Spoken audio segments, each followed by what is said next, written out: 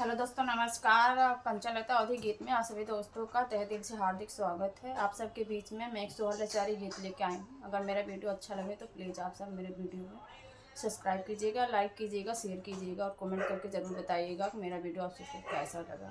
तो चलिए सुनाते हैं। 12 बज के 12 मिनट पे 12 बज के 12 मिनट पे मोर कुंवरा कन्हैया हो गइले, मोर कुंवरा कन्हैया हो गइले। 12 बज के 12 मिनट पे 12 बज के 12 मिनट पे मोर कुंवरा कन्हैया हो गइले, मोर कुंवरा कन्हैया हो गइले।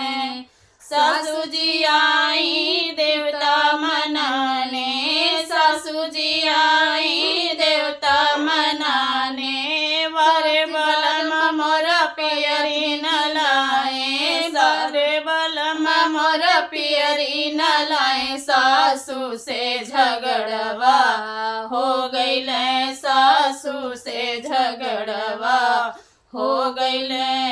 12 बज के 12 मिनट पे 12 बज के 12 मिनट पे मोर कुंवरा कन्हैया हो गइले, मोर कुंवरा कन्हैया हो गइले।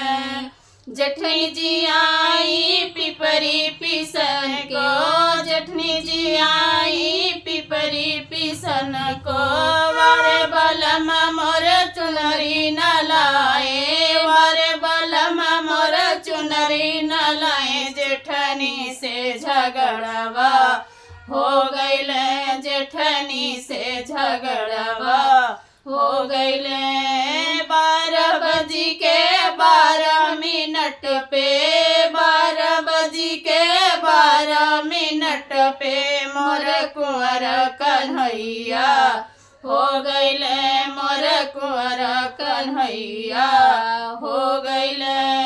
ननदी जी आई कजरा लगन को, ननदी जी आई कजरा लगन को, बारे बलम मोर कंगना न लाए, बारे बलम मोर कंगना न लाए। ननदी से झगड़वा हो गइले, ननदी से झगड़वा हो गइले।